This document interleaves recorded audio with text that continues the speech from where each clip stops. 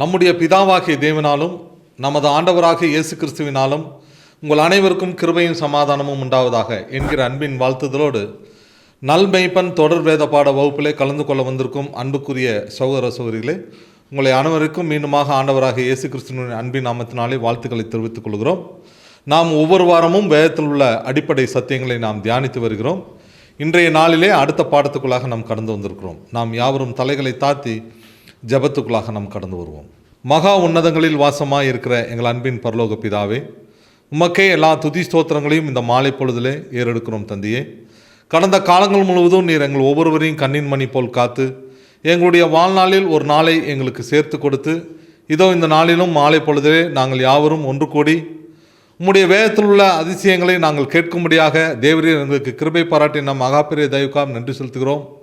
இதோ நீங்கள் ஒவ்வொரு வாரமும் எங்களுக்கு கேட்கக்கூடிய பாடங்களை எங்களுடைய வாழ்க்கையில் ஆசீர்வாதமாக்கி தாரும். விசேஷமாக இந்த நாளிலும் எங்களுடைய அன்பு சகோதரன் வாயிலாக நீ தர இருக்கக்கூடியதான விலையேறப்பெற்ற பாடத்திற்காக நன்றி செலுத்துகிறோம். எங்கள் சிந்தனைகளை நாங்கள் யாவற்றையும் ஒருமுகப்படுத்தி உம்முடைய சத்தியத்திலே நாங்கள் தியானித்திருக்க தேவரீர் தாமே எங்களுக்கு கிருபை பாராட்டும். இதோ இந்த கூடுகையிலே கலந்து கொள்ள வந்திருக்கும் எங்களுடைய அன்பு சகோதர சகோதரிகள் ஒவ்வொரு பேருக்காம் நேரத்தில் வருகிறோம். ஒவ்வொருவருடைய சிந்தனைகளை ஒருமுகப்படுத்த வேண்டுமா உம்மிடத்தில் மன்றாடுகிறோம். உம்முடைய பரிசுத்தாவின் வழிநடத்திலே அதிகமாக எங்களுக்கு தந்து இந்த சத்தியத்திலே நாங்கள் தொடர்ந்து நீடித்திருக்க எங்களுக்கு கிருபை பாராட்ட வேண்டும் என்று எங்கள் அன்பின் இரட்சகராக இயேசு கிறிஸ்து மூலமாக இந்த மன்றாட்டுக்களை நாங்கள் பணிவோடு இருக்கிறோம். எங்கள் பரிசுத்தமுள்ள நல்ல பிதாவே, ஆமேன். அன்புக்குரிய சகோதர சகோதரிகளே, தேவனுடைய நாமத்திற்கு மகிமையாகவும் நம்முடைய ஆவிக்குரிய ஜீவியத்துக்கு பிரயோஜனமாகவும் இந்த நாளிலே நம்முடைய மூத்த சகோதரர் இந்த நாளுக்குரிய தேவனுடைய வார்த்தைகளை நம்முடைய பகிர்ந்து கொள்வார்கள். கிறிஸ்து இயேசுவுக்குள் அன்பாய் அழைக்கப்பட்ட அன்புக்குரிய சகோதர சகோதரிகளே, அனைவருக்கும் ஆண்டவராக இயேசு கிறிஸ்துடைய நாமத்தினாலே அன்பின் வாழ்த்துக்கள். நம்முடைய இந்த தொடர்ச்சியான வேத பாட வகுப்பில் கடந்த வாரங்களில் அந்தி கிறிஸ்து சப்ஜெக்ட் பார்த்தோம். அதுக்கப்புறம் பாபிலோனின் நியாய தீர்ப்பு, அப்புறம் கடந்த வாரத்தில் தேவனுடைய மனுஷன், இந்த பாடங்களெல்லாம் பார்த்தோம் இல்லையா? அன்புக்குரிய சகோதர சகோதரி, நம்ம அந்தி கிறிஸ்து சப்ஜெக்ட் எடுக்கும்போதே முதல்ல ஒரு வசனம் வாசித்தோம். அந்த ஒரு வசனத்தில் என்ன சொல்லியிருப்போம் அப்படின்னா, இது அந்தி கிறிஸ்து சப்ஜெக்ட் ஆண்டவர் இயேசு கிறிஸ்துடைய 2ஆம் வருகை என்கிற பாடத்தினுடைய முதல் பாகம் அப்படின்னு சொல்லியிருப்போம். இப்போ அந்த முதல் பாகம் என்ன ஆயிடுச்சு, முடிஞ்சது. இப்போ நம்ம என்ன செய்ய போகிறோம், ஆண்டவர் இயேசு கிறிஸ்துடைய 2ஆம் வருகையை பற்றின தெளிவான ஒரு தீர்க்க தரிசனங்களை தொடர்ந்து ஒரு 6 வாரங்களாக நம்ம பார்க்க போகிறோம். அன்புக்குரிய சகோதர சகோதரிகளே, கொஞ்சம் கவனிங்க. இந்த வாரத்திலிருந்தே ஆண்டவர் இயேசு கிறிஸ்துடைய 2ஆம் வருகை பற்றின ஒரு தெளிவான தீர்க்க தரிசனம் ஆச்சரியமாக இருக்கும், அற்புதமாக இருக்கும், அப்புறம் நம்ம எதிர்பார்க்கறதுக்கு மேலேயே இருக்கும். அந்த மாதிரி சில வசனங்கள், சில நிகழ்வுகள், சில தீர்க்க தரிசனங்கள் இந்த 2ஆம் வருகை சப்ஜெக்டில் உள்ளடக்கி இருக்கிறத நம்ம கவனிக்கலாம். ஸோ இந்த 2ஆம் வருகையினுடைய அறிமுகம் எப்படின்னா, 2 தெசலோனிக்கேயர் 2ஆம் அதிகாரத்தில் அந்த அந்திகிறிஸ்து சப்ஜெக்ட் எடுக்கும்போதே சொன்ன மறுபடியும் இப்போ ஞாபகப்படுத்தலாம். அதாவது ஆண்டவர் இயேசு கிறிஸ்து முதல் வருகையில் வந்துட்டு போய் அவருடைய சீஷர்கள் தங்களுடைய ஊழியத்தை ஆரம்பிக்கிறாங்க. அப்படி ஆரம்பித்து செய்துட்டு இருக்கும்போது அப்போஸ்தலனாகிய பவுல் காலம் முதல் கொண்டு அப்படி எடுத்துக்குவோம். அப்போது அவர்கள் வாழ்ந்த காலத்திலே இயேசு கிறிஸ்து 2ஆம் வருகையில் வந்துடுவார் என்று அவர்கள் விசுவாசாங்க. சரிங்களா? பாருங்கள், அவங்க வாழ்கிற காலத்திலேயே அவர் 2000 வருஷம் கழித்து வருவாருங்கிறது அவங்களுக்கு தெரியாது இல்லையா? அப்போ அவர் வந்துடுவார்னு எதிர்பார்த்தாங்க.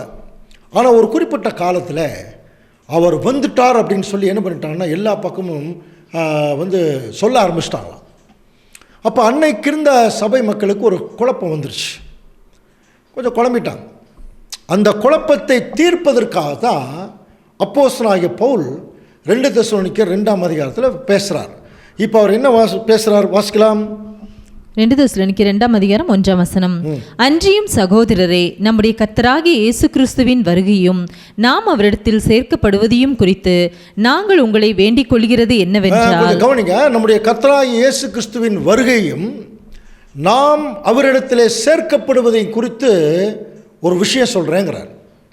புரியுதுங்களா? அப்போது இந்த வசனத்தில் ஒரு முக்கியமான கருத்து அடங்கியிருக்கிறது கவனிக்கலாம். இயேசு கிறிஸ்து வந்துட்டா நாம் அவரோட சேர்ந்துடலாம். இது ரொம்ப முக்கியமான கருத்து, சரியா?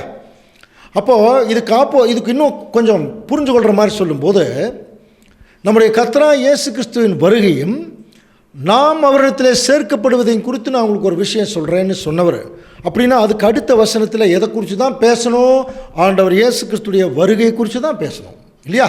ஆனால் அது எப்படி பேசுகிறார் பாருங்க, எப்படி பேசுகிறார். அதில் 2ஆம் வசனம், ஒரு ஆவியினாலாவது வார்த்தையினாலாவது எங்களிடத்திலிருந்து வந்ததாய் தோன்றுகிற ஒரு நிருபத்தினாலாவது கிறிஸ்துவனுடைய நாள் சமீபமாய் இருக்கிறதாக சொல்லப்பட்டால் உடனே சஞ்சலப்படாமலும் கலங்காமலும் இருங்க. கொஞ்சம் கவனிக்கலாம். அப்போது இயேசு கிறிஸ்து வந்துட்டார்னு ஒரு புரபகண்டா வரும்போது அவர் சொல்கிறார், கர்த்தராகிய இயேசு கிறிஸ்துடைய வருகையும் நாம் அவரிடத்தில் சேர்க்கப்படுவதை குறித்து ஒரு விஷயம் சொல்கிறேன். ஒரு ஆவியினாலாவது ஒரு வார்த்தையினாலாவது அல்லது நாங்கள் லெட்டர் கொடுத்தோம்னு சொல்லி யாராவது வந்து சொன்னாலாவது, பாருங்கள், கிறிஸ்துவுடைய நாள் சமீபமாயிருப்பதாய் சொல்லப்பட்டார். முந்தின வசனம் என்ன சொல்லுது? இயேசு கிறிஸ்துடைய வருகை குறித்து சொல்லுது. 2ஆம் வசனம் பவுல் சொல்கிறார், இயேசு கிறிஸ்துடைய வருகைங்கிறது வேற ஒன்றும் இல்லை, அவருடைய நாள்.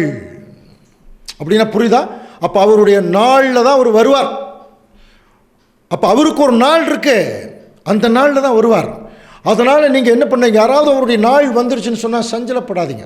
அந்த நாளுங்கிறதுக்கு கிறிஸ்துவுக்கு ஒரு நாளுங்கிறது 1000 வருஷம் படிக்கிறோம் இல்லையா? அப்போ கர்த்தருடைய நாள், கிறிஸ்துவுடைய நாள், இதெல்லாமே கிறிஸ்துவுடைய ராஜ்யத்தை குறிக்கக்கூடிய வார்த்தைகள். இப்போது அதுக்கு விளக்கம் சொல்லும்போது, எவ்விதத்தினாலும் ஒருவனும் உங்களை மோசம் போக்காதபடிக்கு எச்சரிக்கையாக இருங்க. ஏனெனில் இப்போ இயேசு கிறிஸ்துவுடைய நாள் வரணும் அல்லது அவர் வரணும் அப்படின்னா விசுவாச துரோகம் முந்தி நேரிட்டு கேட்டின் மகனாகிய பாவ மனுஷன் வெளிப்பட்டாலொழிய அந்த நாள் வராது. அப்போ அந்த நாள் வரணும், அதாவது இயேசு கிறிஸ்துடைய நாள் வரணும் அல்லது அவர் வரணும்னா இந்த பூமியில் என்ன நடக்கணுமா? ஏற்கனவே இதெல்லாம் படிச்சோம். விசுவாச துரோகம் முந்தி நேரிடணும், கேட்டின் மகன் பாவ மனுஷன் அவன் வெளியே வரணும், அவன் வெளியே வந்தாலொழிய அந்த நாள் வராது அப்படின்னு இயேசு கிறிஸ்து வரப்போகிறதில்லை. அப்போ கிறிஸ்து வரணும்னா அதுக்கு முன்னாடி யார் வரணுமா? கேட்டின் மகன் பாவ மனுஷன்.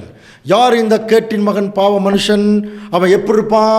அதே அதிகாரத்தில் சொல்கிறார், அவன் எதிர்த்து நிற்கிறவனாயும் தேவன் எனப்படுவது எதுவோ ஆராதிக்கப்படுவது எதுவோ அவன் எல்லாவற்றிற்கும் மேலாக தன்னை உயர்த்துகிறவனாயும் தேவனுடைய ஆலயத்தில் போய் உட்கார்ந்து தன்னையே தேவன் போல காட்டுவான். படிச்சோமா? புரியுதுங்களா? இப்படி ஒருத்தன் வருவான்னு பவுல் ஏற்கனவே எழுதிட்டார். இது பவுலுடைய காலத்துக்கு பிறகுதான் நடக்க போகிற விஷயம். அதனால தான் இப்படி ஒருத்தன் வருவான்னார். அப்போ எந்த காலத்தில் வருவான்னு யாருக்குமே தெரியல. அந்த எதிர்த்து நிற்கிறவனெல்லாம் படிக்கிற முடியாது. போப்பு மார்க்கம் எப்போ வருவான் தெரியல. இதை கண்டுபிடிக்கிறதுக்கு தான் நம்ம என்ன பண்ணோம்? அவன் எப்போ வருவான், அவன் எதிர்த்து நின்று தேவனுக்கு விரோதமாகவே எதிர்த்து நிற்பான் நல்லா படிக்கிறோமே. அப்போ அதை குறித்த ரெஃபரன்ஸ் வசனம் எங்கே இருக்குன்னு பார்க்கும்போது தானியேல் 7ஆம் அதிகாரத்தில் தானியேல் ஒரு கனவு காண்றார் இல்லையா? தானியேல் 2ஆம் அதிகாரத்தில் ஒரு சிலை, தானியேல் 7ஆம் அதிகாரத்தில் மிருகங்கள். அப்போ தானியேல் 2ஆம் அதிகார சிலையை நேபுகாத் நேச்சர் காண்றார். தானியேல் 7ஆம் அதிகாரத்தில் தானியேலே அந்த தரிசனத்தை பார்க்குறான். அதில் முதல்ல கவனிச்சு பார்க்கும்போது அன்புக்குரிய சகோதர சூழலே, ஒரு சிங்கம் வருது, அது பாபிலோன் ராஜ்யத்தை குறிக்கும். அதுக்கப்புறம் ஒரு கரடி வருது, அது மேதோ பெர்ஷிய ராஜ்யத்தை குறிக்கும். அதில் 3 விலா எலும்புகள் 3 ராஜ்யங்களை குறிக்கும். அப்புறம் அதுக்கு அடுத்தது சிறுத்தை, நம்ம படிக்கிறோம் இல்லையா? சிறுத்தை ரொம்ப ஸ்பீடு, அலெக்சாண்டருடைய கிரேக்க ராஜ்யம். அதுக்கப்புறம் 4வது இரும்பு மாதிரி ரோம பேரரசு வந்தது. கிமு ஆரம்பிச்சு கிபி 4வது நூற்றாண்டு வரைக்கும் 475 வரைக்கும் இந்த ரோம பேரரசு இந்த உலகத்தையே தங்களுடைய கட்டுப்பாட்டுக்குள்ளே கொண்டு வந்தான். அப்போது கிபி 470 வருஷங்களுக்கு பிறகு அப்படியே அந்த மிருகத்தை, 4வது மிருகம், கெடிதும் பயங்கரமான மிருகம் படித்தோம் இல்லையா? ரோம பேரரசு வந்து அவ்வளோ அடக்கி ஒடுக்கி வச்சுருந்தாங்களோ, அதனால தான் இரும்பு கொப்பிட்டு சொல்லப்பட்டுருது. இதெல்லாம் உங்களுக்கு ஞாபகம் வச்சுங்க. அப்போது அந்த மிருகத்தை பார்த்துட்டு இருக்கும்போதே அந்த மிருகத்துக்கு 10 கொம்பு இருந்தது. அந்த 10 கொம்பு யாரை குறிக்கும்? ஐரோப்பா கண்டத்தில் எழும்பின 10 ராஜ்யங்கள். ஞாபகம் இருக்கா? அது இங்கிலாண்டில் ஆரம்பித்து அது அப்படியே வரும் இல்லையா? 10 ராஜ்யங்கள். இந்த 10 ராஜ்யங்கள் கிபி 500வது வருஷங்கள் எல்லாம் உதயமாகும் போது அதுக்குள்ளிருந்து ஒரு சின்ன கொம்புன்னு முளைச்சி வந்துதான். கவனிக்கிறீங்களா? சின்ன கொம்பு. அந்த சின்ன கொம்பு யாரு? தானியேல் கேட்குறார். பாருங்க, அந்த கொம்புகளை நான் கவனித்திருக்கையில் இதோ அவைகளுக்கு இடையிலே வேறொரு சின்ன கொம்பு ஒன்று எழும்பிற்று. புரியுதுங்களா? ஒரு சின்ன கொம்பு. அந்த சின்ன கொம்பு என்ன பண்ணுதா, அந்த கொம்பிலே மனுஷ கண்களுக்கு ஒப்பான கண்களும் பெருமையானவைகளை பேசும் வாயும் இருந்தது. ஞாபகம் இருக்கா? ஸோ அப்போ ரோம பேரரசுக்கு பிறகு அந்த ரோம பேரரசை வீழ்ச்சுறச் செய்து ஒரு சின்ன கொம்பு, அது பெருசாக வளர்ந்துருச்சான். ஆனால் அது எப்படி இருக்குது? மனுஷ கண்களுக்கு ஒப்பான கண்ணு, பெருமையானவைகளை பேசும் வாய். அப்போ யாருக்கு விரோதமாக பெருமை பேசும்? இதையத்தான் தானியேல் 7ஆம் அதிகாரத்தில் இப்போ வாசிக்கலாம். பாருங்க, தானியேல் 7:25 வாசிக்கலாம். உன்னதமானவருக்கு விரோதமான வார்த்தைகளை பேசி உன்னதமானவருடைய பரிசுத்தவான்களை ஒடுக்கி. பார்த்தீங்கன்னா, அந்த சின்ன கொம்பு உன்னதமானவருக்கு விரோதமான வார்த்தைகளை பேசி உன்னதமானவருடைய பரிசுத்தவான்களை ஒடுக்கி, அப்புறம் காலங்களையும் பிரமாணங்களையும் மாற்ற நினைப்பான். காலங்களையும் பிரமாணங்களையும் மாற்ற நினைப்பான். புரியுதா? அப்போ அங்க பவுல் 2 தெசலோனிக்கேயர்ல சொல்லி இருக்கிறதுக்கு தொடர்ச்சி தான் தானியேல் 7ஆம் அதிகாரம். ஒருத்தன் வருவான், அவன் எதிர்த்து நிற்கிறவனாயும் அவன் அக்கிரமக்காரன் சொல்லப்பட்டிருக்கு. அவன் ரொம்ப யாருக்கும் தெரியாமல் அக்கிரமம் பண்ணுவான். ஒரு குறிப்பிட்ட காலம் ஆனதுக்கப்புறம் ரோம பேரரசையே கீழே தள்ளிட்டு இவன் மேலே வந்து உட்காருவான். படிச்சிருக்கமா இல்லையா? அக்கிரமக்காரன். அவன் வெளியே வந்தோடனே உன்னதமானவருக்கு விரோதமான வார்த்தைகளை பேசி, அப்படின்னா பிதாவாகிய தேவன் ஸ்தானத்துக்கு மேலே போய் தன்னை உட்கார்ந்துக்குவான். அதனால தான் போப், பப்பா, அப்பான்னு பேர். அப்போ பிதாவாகிய தேவனுக்கு கொடுக்கக்கூடிய அத்தனை அந்த மகிமைகள், கிறிஸ்துவுக்கு கொடுக்கக்கூடிய மகிமைகள்லாம் இவங்க எடுத்துட்டாங்க, போப்பு மார்க்கம். அதைத்தாங்க சொல்லும்போது உன்னதமானவருக்கு விரோதமாக வார்த்தைகளை பேசி உன்னதமானவருடைய பரிசுத்தவான்களை ஒடுக்கி. நம்ம எவ்வளோ பெரிய ஹிஸ்ட்ரி பார்த்தோம். 7 கோடி பேர்த்த கொண்டு இருக்கிறாங்க, அடித்து எரித்து. போப்பு மார்க்கம் அன்றைக்கு இருந்த ராஜாக்களை தங்களுடைய கைக்குள்ளே போட்டுக்கிட்டு அன்னைக்கு இருந்த உண்மையான கிறிஸ்தவர்களை கொடுமைப்படுத்தி பல்வேறு சித்திரவதைகள் பண்ணி கொண்டிருக்காங்க. அதுதான் பரிசுத்தவான்களை ஒடுக்கி. அதுவும் மிகப்பெரிய தப்பு. அடுத்தது காலங்களையும் பிரமாணங்களையும் மாற்ற நினைப்பான். அப்போது அன்புக்குரிய சகோதர சகோதரர்களை, திருச்சட்டத்தையே மாற்றிடுவாங்க. அவங்க போட்ட திருவிலியம் பைபிள்லேயே இருக்குது. வழிபாட்டு காலங்களையும் திருச்சட்டத்தையுமே மாற்றிடுவாங்க. அப்போ உண்மையான தேவனுடைய அந்த ஒரு கற்பனைகள், கட்டளைகள் எல்லாத்தையும் மாற்றி விக்கிரக ஆராதனை உள்ளே கொண்டு வந்து, ஏற்கனவே படித்தோம் இல்லையா? மேலே வானத்திலும் கீழே பூமியிலும் விக்கிரகம் வைக்கக்கூடாதுன்னா மாதா சிலையிலிருந்து எல்லா சிலைகளையும் கொண்டு வந்து உள்ளே வச்சு, இயேசு கிறிஸ்து ஒருத்தர் தான் பாவங்களை மன்னிக்கிறதுக்கு அதிகாரம் இருக்குது. ஆனால் இவங்க என்ன பண்ணாங்க? ஒரு கூண்டுக்குள்ளே பாதிரியார் பாவ மன்னிப்பு கொடுத்துட்டு இருந்தாங்க. எத்தனை அக்கிரமங்கள் பண்ணியிருக்காங்க பாருங்க. அப்போ இவர்களுக்கு யாருக்கு விரோதமாக யாராவது வந்தாங்கன்னா அவர்களை புனித விசாரணைங்கிற பேரில் கூட்டிகிட்டு போய் அடித்து எரித்து கொண்டுருவாங்க, சித்திரவதை பண்ணி. அப்படி சித்திரவதை பண்ணி கொள்றதுக்கு நிறைய பேர்த்து கூட்டிகிட்டு போகும்போது அந்த என்கொயரியில் போயிட்டு உயிரோடு வெளியே வந்த ஒரே ஒருத்தர் மார்ட்டின் லூத்தர். அவர் தான் இந்த அமைப்பை அந்தி கிறிஸ்துன்னு சொன்னார் முதல்ல. பைபிளை பாருங்கள், லத்தீன் மொழியில் இருக்கிற பைபிளை அவர் எடுத்து படித்து பைபிளில் சொல்லியிருக்கிற காரியத்துக்கும் போப்பு மார்க்கத்துக்கும் சம்பந்தமே இல்லை என்று சொல்லி ப்ரொட்டஸ்ட் பண்ணி வெளியே வந்தார். அதில் வெளியே வந்தவங்க தான் ப்ரொட்டஸ்டன்ஸ்னு படிக்கிறோம்.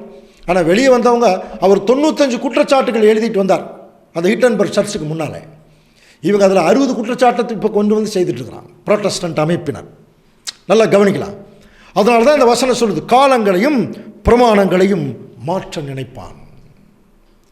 இன்றைக்கி அப்படி தான் ஆகிப்போச்சுங்க. இன்றைக்கி என்னதான் போய் பைபிள் இருக்கிற சத்தியத்தை எடுத்து சொன்னாலும் நிறைய பேருக்கு அது புரியவே மாட்டேங்குது. தெரிந்து கொள்றதுக்கு அவங்க விரும்பலை. வேதத்தை படிக்கிறதுக்கு ஆர்வம் இல்லை.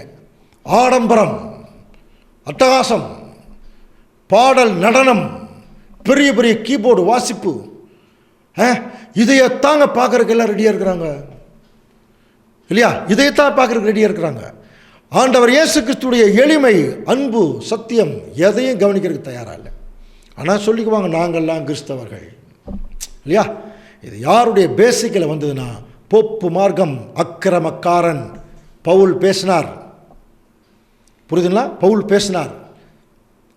இதே அக்கிரமக்காரன் போப்பு மார்க்கத்தை கொடுத்து தானியேல் 7ஆம் அதிகாரம் ஒரு சின்ன கொம்பு அவன் அப்படின்னு முடிப்பார். அவன் உன்னதமானவருக்கு விரோதமாய் பேசி உன்னதமானுடைய பரிசுத்தவான்களை ஒடுக்கி காலங்களையும் பிரமாணங்களையுமே மாற்றிட்டாங்க. இப்போ தேவன் ஒரு தீர்க்க தரிசனம் சொல்கிறார். இப்போ எதுக்காக இதை சொல்கிறோம்னா, இது நீங்கள் ஞாபகத்தில் நல்லா வச்சுக்கணும். பாருங்கள், அந்த வசனம் பிற்பகுதியை கொஞ்சம் கவனிச்சின்னா, அவர்கள் அப்படின்னு ஆரம்பிக்கும். அவர்கள் யார்? பரிசுத்தவான்கள், உண்மையான திருச்சபையின் மக்கள். ஒரு காலமும் காலங்களும் அரை காலமும் செல்லு மட்டும் அவன் கையில் ஒப்பு கொடுக்கப்படுவார்கள். இதுதான் தீர்க்க தரிசனம். புரியுதுங்களா? அப்போ உண்மையான தேவனுடைய பிள்ளைகள் போப்பு மார்க்கத்தினுடைய கையில் ஒரு காலமும் காலங்களும் அரை காலமும் செல்லு மட்டும் அவன் கையில் ஒப்பு கொடுக்கப்படுவார்கள். இதான் இங்கிலீஷில் பார்த்தீங்கன்னா கீழ்ப்பகுதி பாருங்கள், time, times and half time அப்படின்னு இருக்கும். ஸோ இப்போ இது ஒரு கால கணக்கு. இது அந்தி கிறிஸ்து சப்ஜெக்ட்லேயே பார்த்துட்டோம். இது ஏன் திரும்பி சொல்கிறோம்னா, நீங்கள் நிறைய சகோதரர்கள் மறந்திருக்கலாம். இது 2ஆம் வருகைக்கு தேவையான ஒரு காலக்கணக்கு. இந்த காலக்கணக்கை தெரிஞ்சால் தான் 2ஆம் வருகையினுடைய காலக்கணக்கு நம்ம கண்டுபிடிக்க முடியும். அதனால தான் இதை திரும்ப ரீகால் பண்ணுறோம். ஒரு காலமும் காலங்களும் அரை காலமும். இதை திருவிழியம் பைபிளில் கொஞ்சம் ஒரு சிம்பிளாக போட்டிருக்காங்க. பாருங்கள், வாசிக்கலாம். தானியேல் 7ஆம் அதிகாரம் 25ஆம் வசனம். அவன் உன்னதற்கு எதிரான சொற்களை பேசுவான், புனிதர்களை துன்புறுத்துவான், வழிபாட்டு காலங்களையும் திருச்சட்டத்தையும் மாற்ற நினைப்பான். வழிபாட்டு காலங்களையும் திருச்சட்டத்தையுமே மாத்திடுவான். 3½ ஆண்டுகள் புனிதர்கள் அவனது கையில் ஒப்புவிக்கப்படுவார்கள். பார்த்தீங்களா, 3½ ஆண்டுகள். சரியா? ஸோ இது பைபிள் காலக்கணக்குன்னு ஒரு விஷயம் இருக்குது. நம்ம போன தடவை உங்களுக்கு சொல்லியிருக்க அன்புக்குரிய சகோதர சகோதரர்களே, ஆண்டவர் இயேசு கிறிஸ்துவுக்கு ஒரு நாளுங்கிறது 1000 வருஷம் இல்லையா? அதே மாதிரி இனிமேல் நடக்க போகிற தீர்க்க தரிசனங்களை ஒரு நாள் அப்படின்னு ஒப்பிட்டு பேசினா அது ஒரு வருஷம், 50 நாள்னா 50 வருஷம், 200 நாள்னா 200 வருஷம். நல்லா புரிஞ்சுக்கலாம். ஸோ அந்த அடிப்படையில் காலம் அப்படின்னா ஒரு வருஷம், குரோனோஸ்னு அர்த்தம். காலங்கள்னா 2 வருஷம், அரை காலம்னா 6 மாதம். இதைத்தான் 3½ வருஷம்னு போட்டிருக்காங்க. சரியா? இந்த 3½ வருஷத்துக்கு எவ்வளவு நாள்னு பார்த்தீங்கன்னா 1260 நாட்கள். நல்லா புரிஞ்சுக்கலாம். இது ஏற்கனவே சொன்னதான் திரும்பி உங்களுக்கு ரீகால் பண்ணுறோம். அப்போது உண்மையான திருச்சபையின் பிள்ளைகள் இந்த போப்பு மார்க்கத்தில் சிக்கி 1260 நாட்கள் துன்பப்படுவார்கள் அப்படிங்கிற விஷயம். ஆனால் நமக்கு தெரியும் 1260 நாட்கள்ங்கிறது 1200 நாட்கள், 60 நாட்கள் அல்ல, 1260 வருஷங்கள். புரியுதுங்களா? அப்போ ஏற்கனவே இந்த காலக்கணக்கு எப்படி எடுக்கணும்னு நம்ம பார்த்துருக்குறோம். அப்போது 1260 நாட்கள் அல்ல, 1260 வருஷங்கள். இந்த 1260 வருஷம் எங்கிருந்து ஆரம்பிக்குது? அது வேணும் இல்லையா? என்னைக்கு போப்பு மார்க்கம் தலையெடுக்கப்பட்டதோ அன்னையிலிருந்து இந்த 1260 வருஷம் ஆரம்பிக்குது. அது எப்போ முடியுது கவனிக்கலாம். இப்போது அது எப்போ ஆரம்பிச்சதுன்னு சொல்லி நம்ம கவனிக்கும்போது, ரோம பேரரசன் கிங் ஜஸ்டீனியன் என்கிற ராஜா அவன் ரோம பேரரசை சார்ஜ் எடுத்து ஆண்டு கொண்டிருக்கும்போது கிபி 539வது வருஷம் அன்னைக்கு இருந்த போப்பு இருக்கார் இல்லையா, அந்த போப்பை சீஃப் ரிலீஜியஸ் ரூலர்னு அறிவித்தான். தலைமை மத ஆளுநர்னு சொல்லி டிக்ளேர் பண்ணான். அப்படின்னு என்ன அர்த்தம்? இனி உலகத்தில் இருக்கிற அன்னைக்கு இருக்கக்கூடிய எல்லா நாட்டு தலைவர்களுக்கும் போப்பு தான் தலைவர், எல்லா மதங்களுக்கும் போப்பு தான். ஏன்னா இந்த மதம் தான் அதிகமாக இருந்தது, போப்பு தான் தலைவர். போப்பை கேட்காம எந்த காரியம் செய்யக்கூடாது. ஏன்னா போப்பு யாரு? கிறிஸ்துவின் பிரதிநிதி. புரியுதுங்களா? அதே மாதிரி அவருக்கு ஏற்கனவே நிறைய டைட்டில் எல்லாம் கொடுத்தாங்க இல்லையா? அசுத்தமான நாமங்கள் கொடுக்கப்பட்டதுனால நம்ம வெளிப்படுத்தின விஷயத்துல எல்லாம் படிச்சிருக்கிறோம். அப்போது போப்புக்கு பிதாவாகிய தேவனுக்கு என்ன டைட்டில் வைப்பாங்களோ, ஆண்டவர் இயேசு கிறிஸ்துவுக்கு என்ன டைட்டில் வைப்பாங்களோ அத்தனை டைட்டிலும் போப்புக்கு வச்சுட்டான். அப்படி போப்புக்கு வச்சதுனால இப்போ என்னாச்சுன்னா, போப்பு உலகளாவிய சர்வாதிகாரம் பெற்றவரானார். அன்னைக்கிலிருந்து தாங்க உண்மையான தேவனுடைய பிள்ளைகள் பாருங்கள் அன்றாட பலி நீக்கப்பட்டது. ஆண்டவர் இயேசு கிறிஸ்து சொல்கிறார் இல்லையா, ஒருவன் என்னை பின்பற்ற விரும்பினால் அவன் தன்னைத்தான் வெறுத்து தன் சிலுவை எடுத்துகிட்டு போகணும். அந்த அனுதினமும் போகிற அன்றாட பலி நீக்கப்பட்டு பூச பலி உள்ளே வந்துச்சு. அன்னையிலிருந்து நீ என்ன வேணாலும் பாவம் பண்ணிக்கலாம், பாவ மன்னிப்பு சீட்டு கொடுத்துட்டு பாவ மன்னிப்பு வாங்கிட்டு போயிட்டே இருக்கலாம், அதுக்கு பணம் கொடுக்கணும். புரியுதுல? அதே மாதிரி நரக போதனை, ஆத்துமா சாகாதுங்கிற போதனை, பேய் பிசாசு போதனை, எல்லா அசுத்தமான போதனைகளும் இந்த போப்பினுடைய தலையெடுப்புக்கு பிறகுதாங்க வந்துச்சு. புரியுதுல? எதச்சதிகாரம் ஆரம்பிச்சது. எத்தனை நாள்? 1260 வருஷங்கள். அது பாதிக்கு வரும்போதே நிறைய நாடுகள் எதிர்ப்பு தெரிவிச்சது, நிறைய நாட்டு தலைவர்கள் எதிர்ப்பு தெரிவித்தாங்க. அதை நிமித்தமாக தான் 15ஆம் நூற்றாண்டில் புரொட்டஸ்டன்ட் பிரிஞ்சு வெளியே வந்தாங்க. போப்புக்கு எதிராக பெரிய கலகங்கள் எல்லாம் நடந்தது. அதுக்கப்புறம் இது அப்படியே தொடர்ச்சியாக வர வர வர வர கவனிக்கிறீங்களா, 1799 வருஷம் போப்பு நெப்போலியன் அரெஸ்ட் பண்ணார். இந்த 1799 வருஷத்துக்கு ஜஸ்ட் 10 வருஷத்துக்கு முன்னால் தான் மகா பெரிய பிரெஞ்சு புரட்சி வெடிச்சது. அது எதுக்கு? இந்த போப்புக்கு கீழ் இருக்கக்கூடிய ராஜாக்கள் ஜனங்களை கவனிக்காம ஆடம்பரமாக இருந்தாங்க, ரொம்ப அதிகாரம் செலுத்திட்டு இருந்தாங்க. அப்படி அதிகாரம் செலுத்திட்டு இருக்கும்போது தான் அந்த ஜனங்களுக்கு சாப்பாடு இல்லைன்னு சாப்பாடு கேட்க போன இடத்துல அந்த ராணியம்மா ரொம்ப கிண்டலாக பேசின வார்த்தைகள் அந்த ஜனங்களை பாதிச்சது. அதனால் என்ன பண்ணாங்கன்னா ஒரு பெரிய புரட்சி வெடித்து அரண்மனையை சூறையாடினாங்க. அதுக்கப்புறம் எல்லா நாடுகளையும் அந்த புரட்சி வெடிக்க ஆரம்பிச்சது. 10 வருஷங்கள் நிறைய ராஜாக்களுக்கு தைரியம் வந்துச்சு. அதில் ஒரு தைரியவான் தான் யாருன்னா இந்த நெப்போலியன். பாருங்கள், ஆச்சரியம். கரெக்டாக 1260 வருஷம் முடியும் போது 1799 வருஷம் நெப்போலியன் இந்த போப்பை அரெஸ்ட் பண்ணுறார். நல்லா கவனிக்கலாம், புரியுதுங்களா? அரெஸ்ட் பண்ணதுக்கப்புறம் இந்த பூமியில் என்ன நடந்தது? நிறைய விஷயங்கள் நடந்திருக்கு. இதைத்தான் நம்ம 42 மாதம் நல்லா சொல்கிறோம். அந்த போப்பை அரெஸ்ட் பண்ணி அவர் பிரான்ஸுக்கு கொண்டு போயிட்டான், ஹவுஸ் அரெஸ்ட்டு. சரியா? அதுக்கப்புறம் 1800 வருஷம் இந்த பூமியில் ஸ்டார்ட் ஆச்சு. புதைத்து வைக்கப்பட்ட வேதம் வெளியெடுக்கப்பட்டது. நிறைய பைபிள் டிரான்ஸ்லேஷன் வளர்ந்தது. நிறைய சபைகள், நிறைய போதகர்கள். அதில் தான் 2ஆம் வருகைக்குரிய காரியமே முதல் ஆரம்பித்தது அன்புக்குரிய சகோதர சகோதரர்களே. அப்போது போப்பு மார்க்கத்துடைய எதச்சதிகாரத்துக்கு ஒரு முடிவு வந்தது 1800 வருஷத்தில். இப்போ கவனிக்கலாம், இந்த தீர்க்க தரிசனத்தை தான் பவுல் இப்போ எழுதுகிறார். பாருங்க, 2 தெசலோனிக்கர் 2:4 வாசிக்கலாம் மறுபடியும். அவன் எதிர்த்து நிற்கிறவனாயும் தேவன் எனப்படுவது எதுவோ, அந்த அக்கிரமக்காரன் அந்த போப்பு மார்க்கத்தை சொல்லும் போது அவன் எதிர்த்து நிற்கிறவனாயும் தேவன் எனப்படுவது எதுவோ, ஆராதிக்கப்படுவது எதுவோ, அவை எல்லாவற்றுக்கும் மேலாக தன்னை உயர்த்துகிறவனாயும் தேவனுடைய ஆலயத்தில் தேவன் போல் உட்கார்ந்து தன்னைத்தான் தேவன் என்று, தேவனுடைய ஆலயத்தில் போய் உட்கார்ந்து தன்னைத்தான் தேவன் என்று காட்டுகிறவனாயும் அந்த அளவுக்கு டாப்பில் போனானா. ஆனால் என்னாச்சு? ஒரு குறிப்பிட்ட காலம் ஆரம்பிக்கும் போது அந்த போப்பினுடைய விழுகை. ஆனால் அதுக்கு முன்னாடி அவன் எப்படி நிற்பான்னு சொல்லி பாருங்கள், நமக்கு வேதத்தில் போட்டிருக்கு. நீக்கப்படும் போது, அதாவது அந்த அந்த ரோம பேரரசு தான் இவனை அடக்கி வச்சிருந்து, ரோம பேரரசே நீக்கிட்டாங்க. அந்த அக்கிரமக்காரன் வெளிப்படுவான். இப்போ நமக்கு தெரியும் அந்த யார் அந்த அக்கிரமக்காரன் அப்படின்னு சொல்லி பார்த்தீங்கன்னா போப்பு மார்க்கம். இப்போ அவன் வெளிப்பட்டு ஒரு பெரிய ஹிஸ்டரி முடியும் போது பாருங்க, வசனம் என்ன சொல்லுது? அவனை கர்த்தர் தமது வாயின் சுவாசத்தினால் அழித்து தம்முடைய வருகையின் பிரசனத்தினாலே நாசம் பண்ணுவார். இதுதான் வசனம். அப்போ போப்பு மார்க்க தலையெடுத்து இப்போ அவன் டவுன் ஆகி போகிற கண்டிஷன் ஆயிடுச்சு. இப்போ அந்த மாதிரி அவன் தலையெடுத்துட்டு வரும்போதே பின்னாடி ஆண்டவர் வந்துருவாராம்.